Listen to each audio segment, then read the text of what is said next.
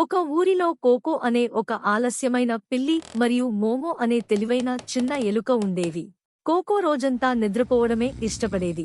ఆకలిగా ఉన్నప్పుడే మేల్కొనేది. కాని మోమో మాత్రం చాలా తెలివైనది, ఎప్పుడూ అప్రమత్తంగా ఉండేది.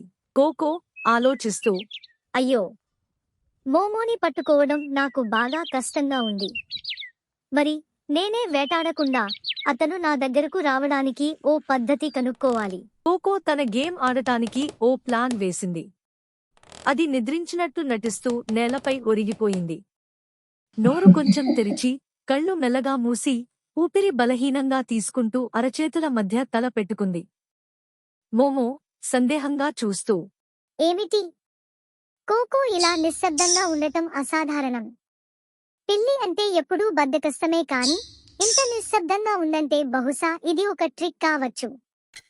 మోమో తెలివిగా ఆలోచించి ఒక పొడవైన కర్రను తీసుకుని దూరం నుంచే కోకోని తాకింది.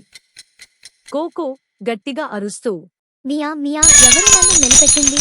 కోకో ఒక్కసారిగా ఎగిరిపడింది. కళ్ళు పెద్దవిగా మారాయి, గుబురుగా ఉన్న వెంట్రుకలు నిలువుగా మారాయి. మోమో నవ్వుతూ, పారిపోతూ, హాహా, నాకు తెలుసు.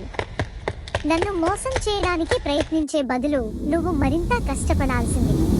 ఆ రోజు నుంచి కోకో బద్ధకాన్ని వదిలేసి నిజంగా వేటాడటం నేర్చుకుంది. మోమో మాత్రం ఇంకా తెలివిగా, జాగ్రత్తగా జీవించడం కొనసాగించింది. మోరల్ ఆఫ్ దిస్ వీడియో: బద్ధకంతో ఏదీ సాధించలేం, తెలివితేటలే నిజమైన విజయానికి మార్గం. ఇంకా ఇలాంటి ఫన్నీ వీడియోస్ కోసం ప్లీజ్ సబ్స్క్రైబ్ చేసి నాకు సపోర్ట్ చేయండి. Thank you.